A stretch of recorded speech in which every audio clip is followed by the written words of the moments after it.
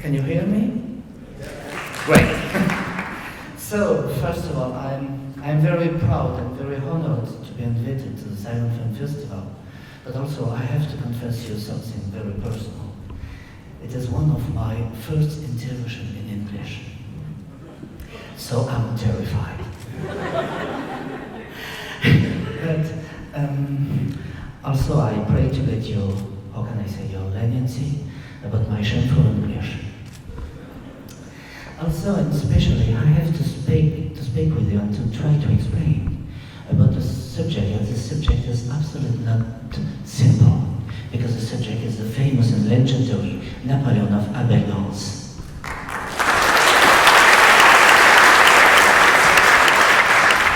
And so, I know you are not a classroom and I'm not a teacher, but it seems to me that it would be more simple if we get a simple list. If I can get this next slide, please.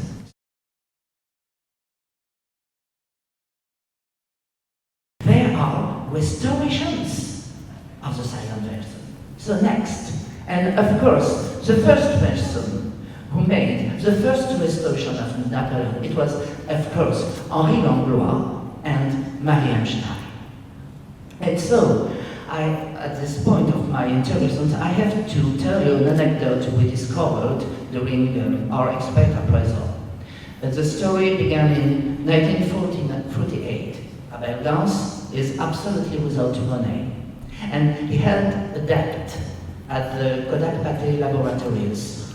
And so he called Henri Langlois and he told to him, well, I have a debt to these laboratories, but also in the same laboratories, like a guarantee, there is 40 reals of the Napoleon.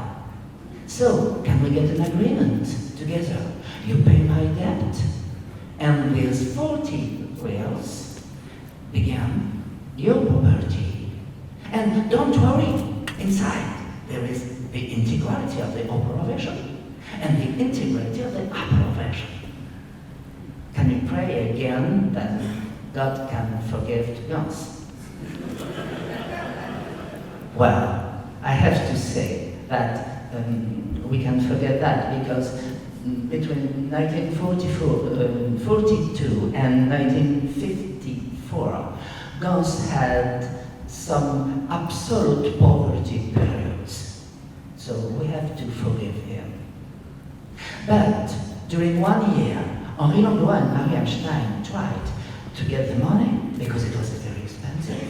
And you understand, when they got the 40 reals, neither the operation and neither the approbation were completed. So, during more than 10 years, with a treasure of patience, Marie Einstein and Henri Langlois tried to reconstitute a continuity of the original film. And they managed to do it because they presented a first version of their restoration to the Festival of Venice in 1953 with the triptychs.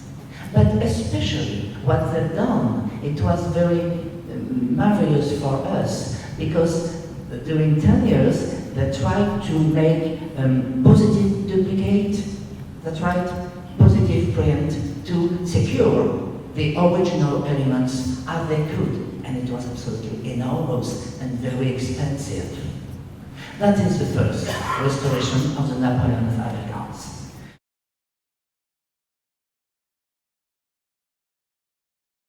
Next slide, please.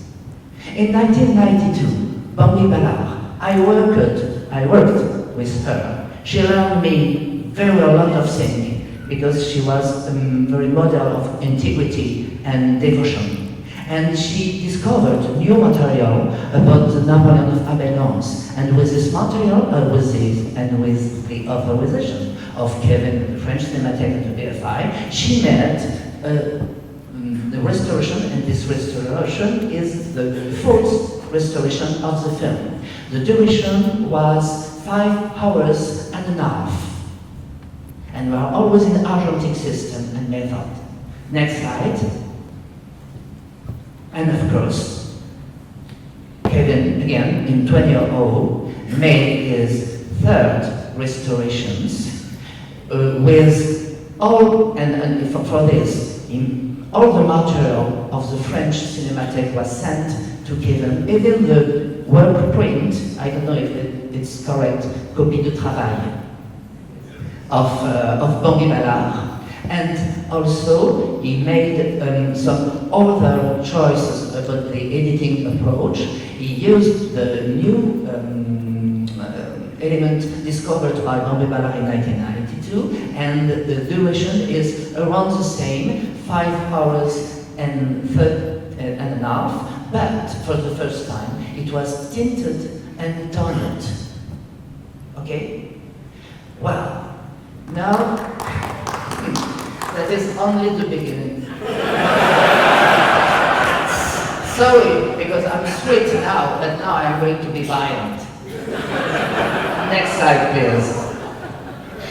22 different versions of the Napoleon existed in 2007. Which one? Which one to preserve? And when we open the reel, which piece of which version it is? It was an amazing and unimaginable situation.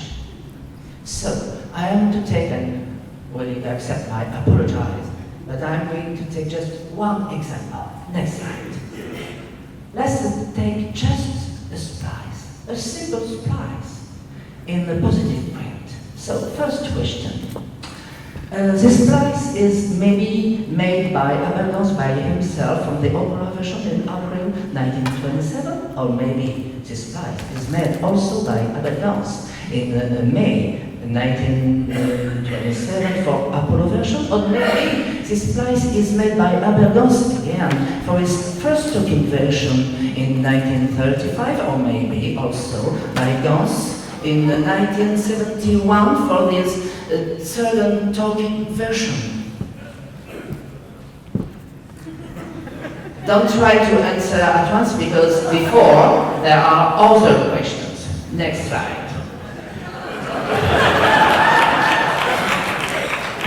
You understand what I mean?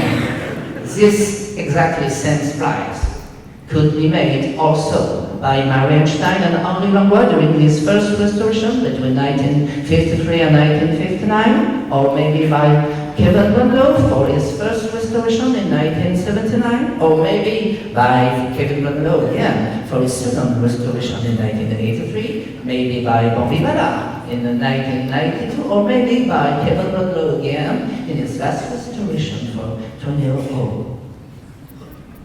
And you have few hundreds of thousands of slices. So, the question was, next slide please, who made what and from which material? If you can't answer to this question at each splice, for a patrimonial approach, the Napoleon stayed in the grave. So, that's why, when I have to thank Camille Blovelens, who was the curator at this period before Revolution in French Cinematheque, when she arrived, she told the Direction Générale, so we can't guarantee any version. We don't know exactly. Because there is not, as we say in French, there is not an artwork dossier. There is not the list of all the intervention of our elements. So we stop the commercialization, we stop exploitation, and we're to get an expert. And I was. And so at the beginning, next slide please. At the beginning, it would be only a simple expert appraisal. Very nice.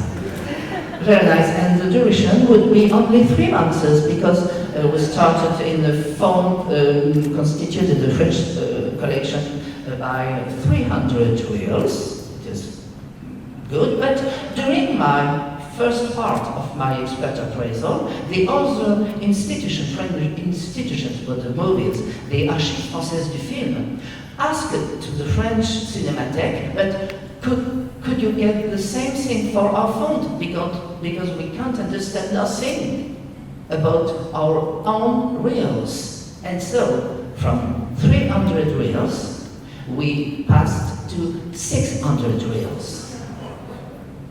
And maybe 50 days before to give my report, my final report, there are discoveries. So next slide. And because my expert appraisal was made with the National Cinémathèque, French Cinémathèque, Archives Françaises de Film, and of course, the Cinémathèque de Toulouse. Next slide, please. There is something like discoveries, because you can get the next slide. I think the audience were going to understand at once. Yes, we have the next slide also. One more time? Okay. The next slide.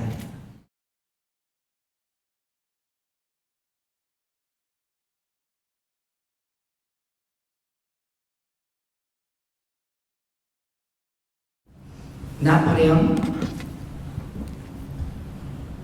prologue, négatif B, version, opera. The next slide, please.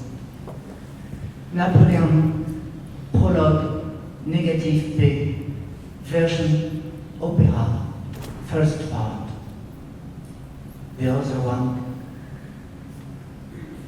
Can you take me to the next slide, please?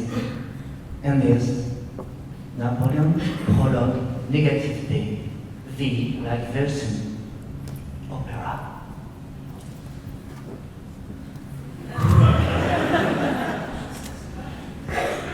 It was the first scientific proof that the intuition we had since several years was the truth. And so, we were, how can I say, we felt a very paradoxical feeling, because in one side, we were absolutely proud and passionate about all these new informations, but also in one other side, we were in a strange position in front of all our illustrious predecessors. And we had an advantage about them, because we use only digital technologies. We're not going to cut any precedent versions. We're not going to destroy any precedent version. So we can maybe to dare to do it. And maybe can you give me the slide next? In fact, next slide. Everybody has mixed the two original versions. An amazing tale. The first person who has mixed the two original negatives was Abel himself for this first talking version in 1935, and also he edited shots never edited in the silent version of 1927. For Henri Langlois and Marie Stein, they thought, as usual, that the two negatives were absolutely equivalent. It was usually, but they couldn't guess. And for Bobby Ballard and Kevin Brunneau, they made exactly the same. But suddenly, we were able to identify each shot. So, at this moment, Tom Rudy of the Telluride Film Festival sent to us a rare footage made when Abel Gance came to the Telluride Film Festival in 1979. And I am just to screen the 2 minutes, because on the stage of the theater there were a kind of incident. There were some misunderstanding. I can't explain that, but for this old man, he was almost 90 years old, he is suddenly angry. And his confused mind, he spoke and he told 2 or 3 sentences. And I'm going to try to screen this moment, please.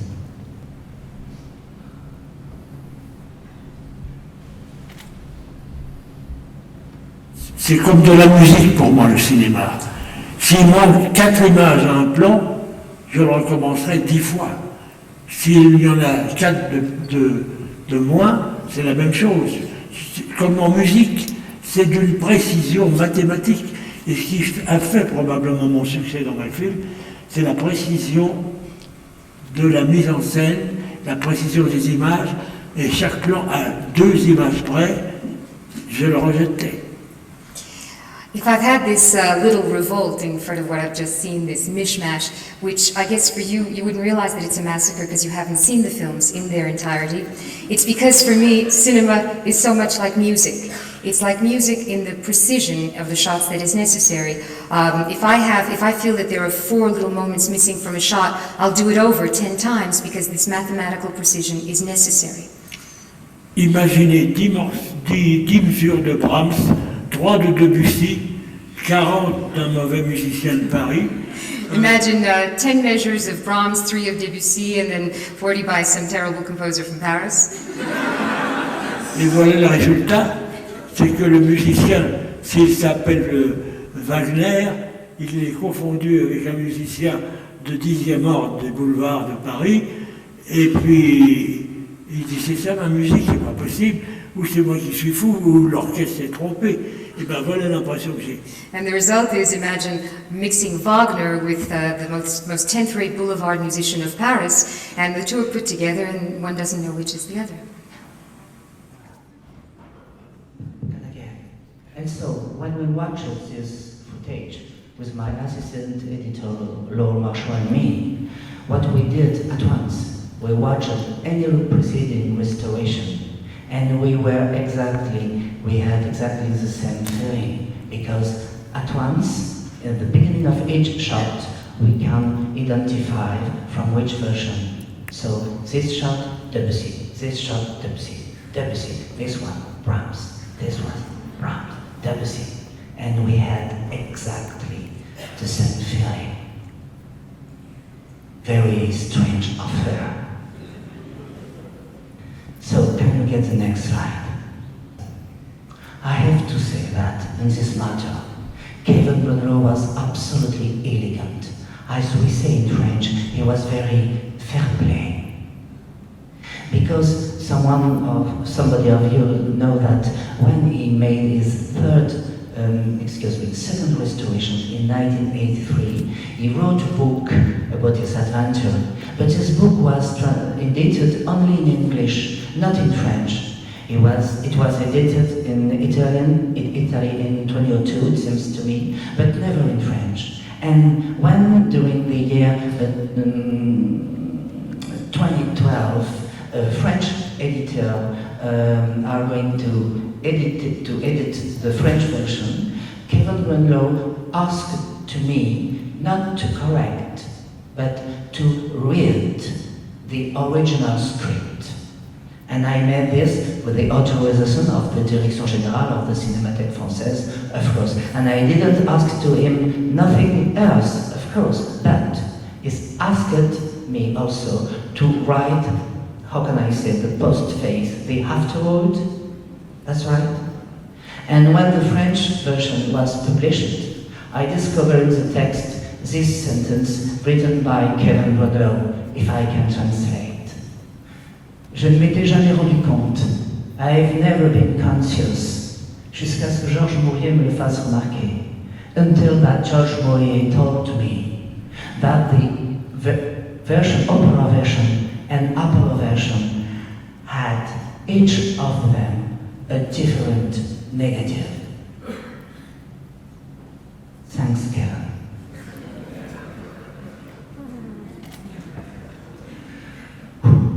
Next slide, please. And that's why I can understand now this personal note of Abel Gance himself. I discovered in his personal notes concerned by his daughter, Clarisse Gance. It is just written in a corner of a page, because now we can identify which is Apollo version, which is opera version. We can appreciate what was saved by Marie Einstein and Henri Anglois between 1961 and 1969. Maybe 70% of the Apollo version still exists now in one place in the world, and this place is at the French Cinematheque. That's why Gance, in the evening of his life, wrote this. C'est grâce à l'Anglois si Napoléon existe encore. It's thanks to l'Anglois if Napoleon still exists. And so, next slide please. About this incredible adventure we didn't expect it absolutely at home. How we are going to get?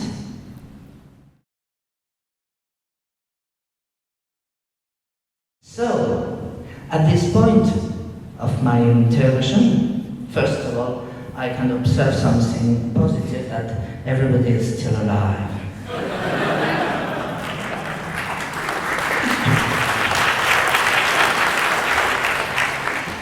And so I have nothing else to do than to become quiet and to let the voice to another person for this intervention. And this person is maybe in the movie world the only person who can say the truth.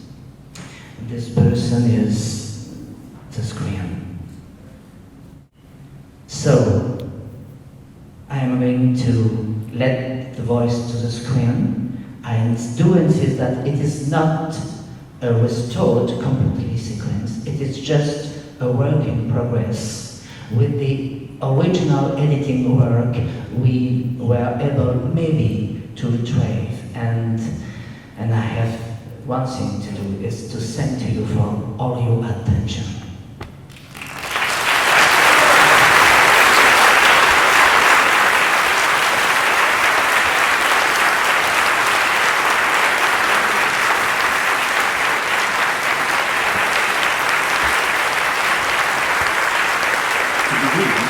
This is the first test of reconstruction regarding the Marseillaise scene in the Apollo version.